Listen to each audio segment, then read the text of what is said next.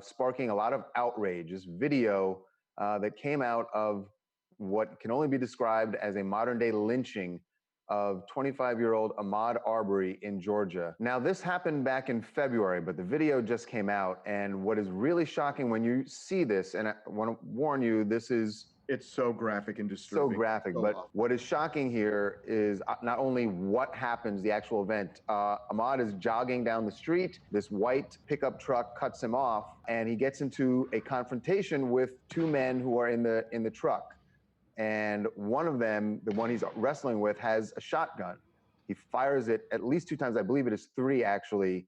And Ahmaud ends up getting hit. He falls down in the street and he ends up dying. Now, the 2 men involved there, the one he was wrestling with and the one who was in the bed of the pickup truck, have not been charged, have not been arrested, nothing. And they know who they are. They know exactly who they are. And one of them used to be, worked with the DA's office down there. So why haven't they been even brought in by police and charged with anything? And that is what's sparking outrage and some demonstrations. Shocking that they haven't even been brought in. The man who is on this case for the family, for Ahmaud's family, is attorney Lee Merritt. He is the family attorney, and he's joining us right now. Lee, thank you so much for being with us on TMZ Live. How are you doing? I'm okay. You know, that video really turns my stomach. I've seen it enough, but every time I see it, it is really hard to watch. Lee, it is perfectly described as a modern day lynching because these 2 men are riding around in a pickup truck. Now, tell everyone, if you haven't heard the story that they have given police, which apparently was good enough for them to not be arrested, but it is outrageous to me, their version of what happened here. I want to tell you all the first story that law enforcement gave my clients. They called the family of Ahmaud and they told him that he was involved in a burglary and that during the course of that burglary, the homeowner used deadly force to subdue him. Obviously, that's not what happened in that video. They later changed the story from during the course of a burglary to suspected of a burglary because he looked into the windows of a home that was under construction. And so he was pursued. It's important to note the person who's recording the video is one of the pursuers, William Bryant. He also has a gun. He's also cutting off Ahmaud from being able to escape. They stop all his avenues for escape, and they confront him with a shotgun. And Ahmaud does the only thing left for him to do when you have fight or flight options, and your only flight options are cut off. He fought for his life, and he fought bravely, and unfortunately, he was killed. So, Lee, what is so outrageous to me is that even if he was now, and the family says he would do this, he jogged in that neighborhood regularly. He'd go out for a morning jog, and that's what they say he was doing. But even if he committed a burglary, he's out of the house, even in a stand your ground state. That means on your property. Once you're out and about on a public road, who are they to be driving around with weapons, policing the neighborhood? I wish I could make it make some sense for you or for your listeners. This won't ever make any sense to anyone outside of South Georgia's prosecutor's office, apparently. But what they alleged, at least, they didn't avail themselves of the stand your ground law. This was the first time that I've seen a citizen's arrest statute used. They still fell according to this really kind of horrible citizen's arrest statute because it deputizes the entire population to go out and pretend to be cops. But under that statute, you have to witness a crime taking place. You can't just suspect your neighbors who are jogging of committing a crime and force them to stop at gunpoint. At that point, they were committing a crime. The 2 guys who were there in the pickup, were they connected to the home that Ahmaud allegedly looked into? No way connected to that home whatsoever. So if they're not connected to the home, they don't have a dog in the fight. So there's a very unique citizen's arrest statute in Georgia, which again, it deputizes the entire population. If they observe a crime or if they have immediate knowledge of a crime, take, for example, if they heard a gunshot, looked over and saw a body drop and there was a man with a smoking gun, they can arrest that person as a citizen in Georgia. So when can you use deadly force? You can use deadly force when you're threatened with deadly force or when someone else is threatened with deadly force. What is the argument that he had any any ability to use deadly force such that would justify a shooting. And what they're saying is, well, he had our guns because we brought guns to this fight, and he almost got the best of us, so we had to use deadly force to stop him from taking our guns from us. I am, Lee, what you said it is stomach churning, and I know that you are doing everything you can down there. What is now? They are talking about convening a grand jury now. Yeah. So they have passed the puck down to the grand jury. The Georgia Supreme Court suspended the grand juries due to the coronavirus. They're supposed to reconvene in mid-June. We don't have to wait for a grand jury to be convened. The district attorney can issue an arrest warrant right now and have these men picked up. And that's what we're demanding, that the law enforcement community stop what they're doing right now, stop the debate, stop the conversation, stop the press release, and go arrest these men and then pick the conversation back up. Why does this need a grand jury? You have video evidence of what happened there.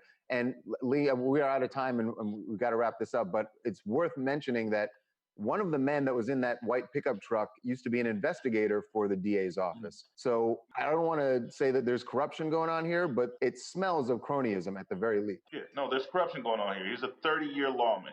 And that's the reason why he hasn't been prosecuted. That's the reason why his son hasn't been arrested. And it's unfair. And those who are complicit in covering up for him should be held accountable as well. And by the way, Lee, I think I just want to button this up. They didn't find anything on Ahmaud's body in terms of anything that he may have taken from that place. Nothing. They didn't find anything in terms of stolen paraphernalia. They certainly didn't find any form of a weapon, not a toothpick, not a hand grenade. So basically, this guy was jogging, may have looked through a window and got murdered, got killed. May have. That's right. Ugh. Jay-Z and Alicia Keys, Meek Mill, Yo Gotti, and several other Rock Nation artists who are incensed at what they've seen happen in Georgia, like much of the nation. They're talking about the Ahmaud Arbery case. And this is the 25-year-old young man who was unarmed. His family says he was out for a jog there in Georgia when he was gunned down by Travis McMichael. Now, Rock Nation sent an open letter that Jay-Z signed, Alicia Keys, and everyone else I mentioned signed this, demanding that Georgia get them a swift and fair trial for the McMichaels, but one that ends in a felony conviction for the murder of Ahmaud Arbery. And they say they will, stand for nothing less. They're demanding that Georgia's justice system bring them into court as soon as possible. Now, well, they are, but they have been arrested. So they're asking for DA Darden to recuse himself, which he has come out and done. They're asking for a new prosecutor to be appointed to this case because there was a connection between Darden and Gregory McMichaels, because McMichaels was a police officer at one time, so they knew each other. And they're just also asking for justice to be served in a speedy trial because they quote that Georgia is the home of Martin Luther King and some of the best and worst times in the civil rights movement, and they're looking forward, for a conviction to come down. That's the next step. Georgia asked for the Department of Justice, asked the feds to step in and take care of this and handle this case. There are many eyes on this. Because it had been sitting in Georgia. Charles, look, the thing that we got to talk about for just a second is this Georgia law that, because video surfaced over the weekend where there is a man and there is speculation that it might be Arbery, that it might be him. Yeah. That's kind of peering into an unoccupied construction. Under construction, a home that was under construction. And we'd heard that described on the 911 calls as well. Right. So now the issue is, what they're saying is that they saw this, that somehow that they think this might have been the same guy that committed burglaries in the area, or that he was trespassing there, and that's why they gave chase. The law in Georgia says that a citizen can make a citizen's arrest for a misdemeanor or a felony. So theoretically, I suppose you could say even if it's trespassing, that's a misdemeanor, so they could do it. But if the person flees or leaves, you can't give chase unless it's a felony. Right. And the trespassing is a misdemeanor. And I don't know where they're saying, oh, well, we just assumed it was the guy who was committing the burglary. But the trespassing is a misdemeanor. That would not give them, I don't know if Derek's listening, but I don't believe that would give them any right to even give chase and subdue him. Because now the burglaries that they suspected that he was the guy behind them, and I don't know where they get that information from, but they did say that on a 911 call. I mean, it feels like this modern day lynching. That's what it looks like, and that's certainly what it feels like. I got to tell you something. It is as hard to watch the 20th time as it is the first time. It is. Yeah. Well, the guy who actually recorded that video has now come forward. His name is William Bryan. You've probably heard his name. He's been mentioned as a possible third suspect in this because he was following behind and watching this, and there was some thought that maybe he was involved. He has spoken out for the first time, spoke to our affiliate down in Jacksonville, and this is what he says. He's denying any involvement, and he says he's now fearing for his own life. Complete shock. I've never been involved in anything like that before. Complete shock. I am not feeling safe at all. I haven't felt safe in at least 3 to 5 days now. I had nothing to do with it. I'm trying to get my life back to normal, and it's been smeared for the last week. I'd be lying if I said I wasn't scared. I mean, if that's what they wanted to do was scare me, they've scared me. We are going to bring on the mother of Ahmaud Arbery, who was gunned down in Georgia. And you obviously know this case because this has made national news. And we want to talk to her about some new developments in this case. And in particular, Charles, I want to find out what justice looks like to her at this point. Right. We know that, of course, Gregory and Travis McMichael are in jail. They have been charged with murder. But obviously there's a lot that's going to happen between now and the trial. And we want to find out look, a lot of people have called for justice. They want swift justice in this case. But what does that look like to Ahmaud's family, to his mother? So you should know that there are options the district attorney, the prosecutor has in Georgia, because the death penalty it could well be available in this case. Joining us right now is Wanda Cooper-Jones. Ms. Cooper-Jones, thank you so much for being with us on TMZ-LIVE. Thank you. Before we start, both Charles and I want to offer our deepest condolences to you and your family. We're so, so sorry. Thank you. So if you could just tell us what do you see? Obviously, they finally made the arrests here of the McMichaels. What do you see as justice coming out of this? We've heard Jay-Z, Alicia Keys, Oprah, a lot of people come forward saying that they want to see swift justice here. What would your family consider swift justice? I would like for all hands that were involved, that played a part in my son's murder, to be prosecuted to the highest. Coming from the mother's, my point of view, my son died, so they should die as well. 2.5 months where nothing happened. What was going on behind the scenes? Were you imploring authorities to take some action? Were you talking to them? Were they coming back to you? What was going on behind the scenes to help us understand this? I was making phone calls every morning to the local authorities here in Brunswick, and also to the newly assigned DA Barnhill in Ware County. And I wasn't getting any type phone calls back.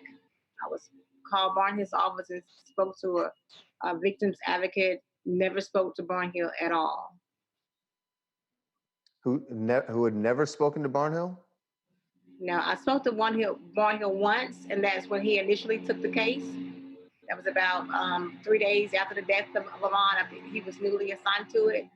He told me he had very limited information to share with me at that time. The only thing that he could really share, that Ahmaud was shot more than once, and he was shot with a shotgun. Did they give you any sense of whether they were looking at this as a criminal act, whether they were not? Did they say anything like that? He shared that he was waiting on the autopsy to come back, and also the toxicology report. And he said that he needed those documents to come in so he could determine whether or not he would bringing criminal charges against those parties.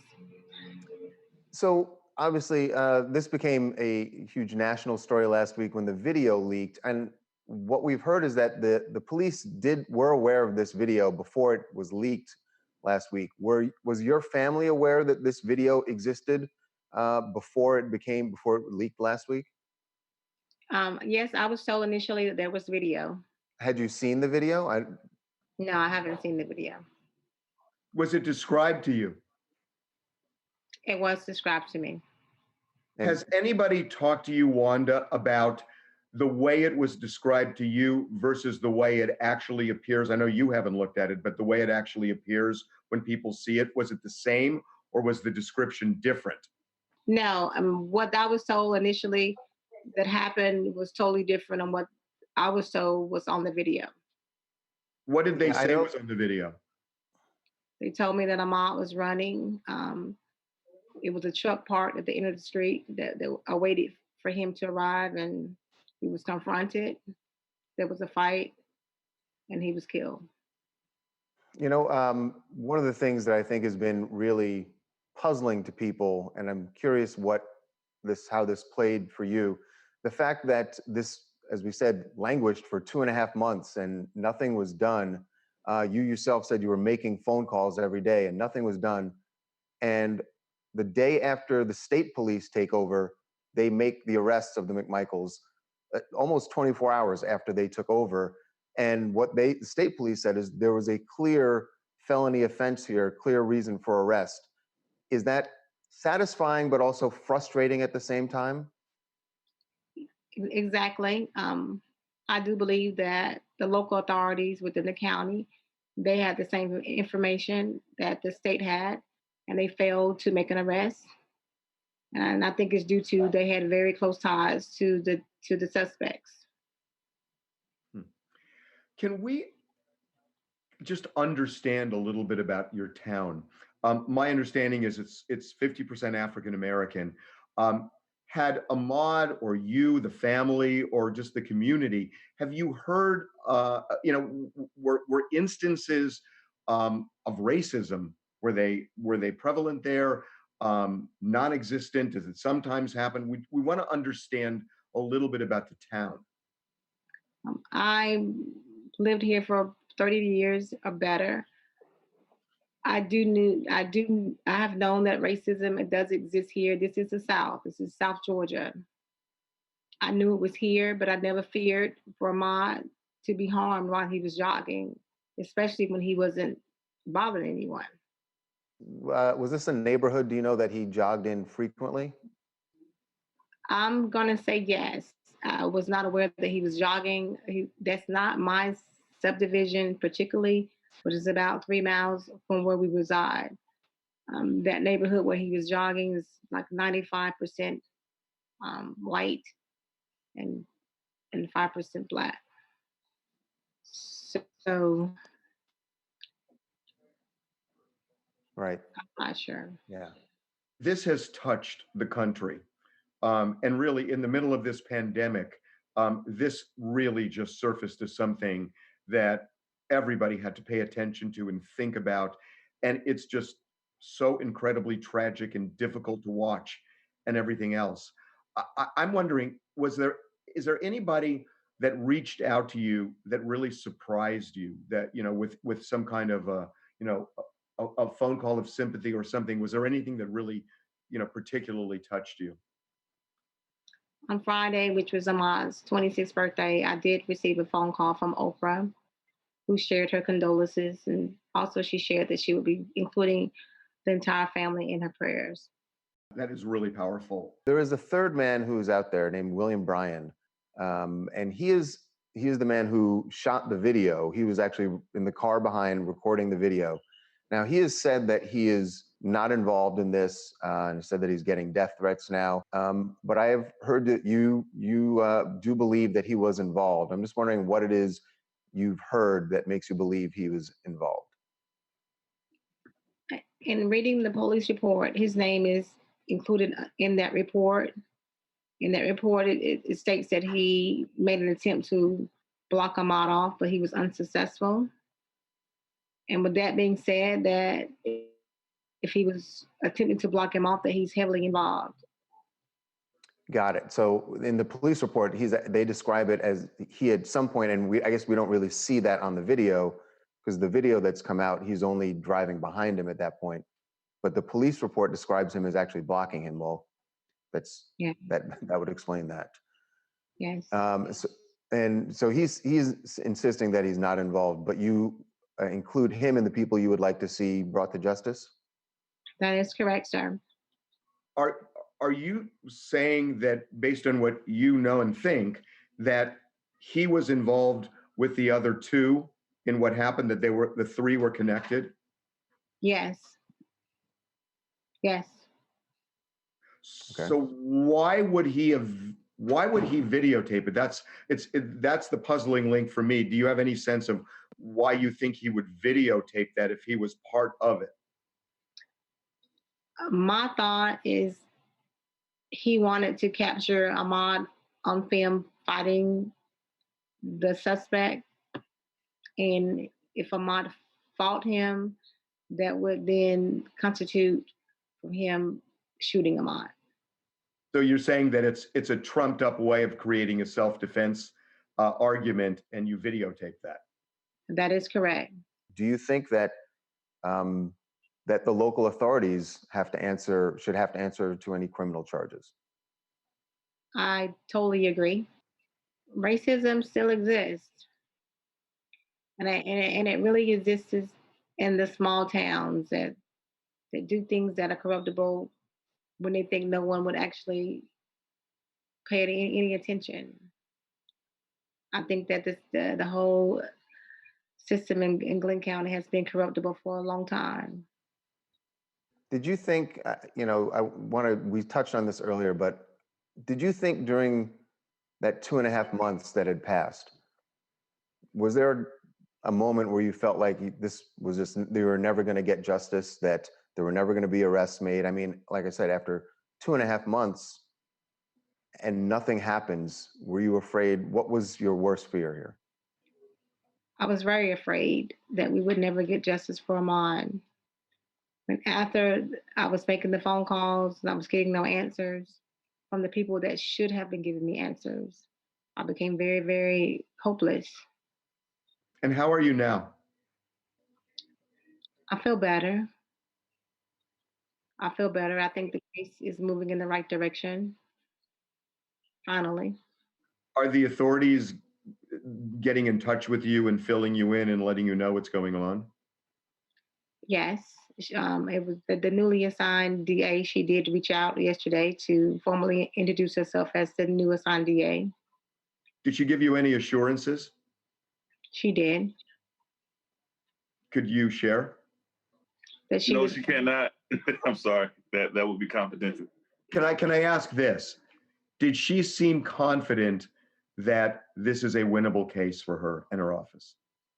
I do. I do think that with the counsel that I have and also the newly assigned DA, and they work, and I think that we will get justice for Ahmaud.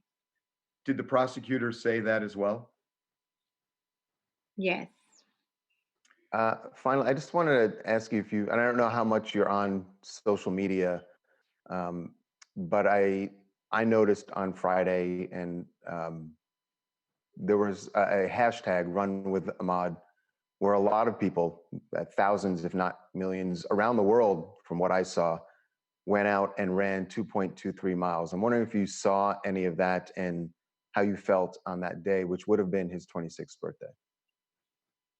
Yes, I was able to see it. I was very grateful for all the support and knowing that I wasn't standing alone. And it really gave me a sense of hope.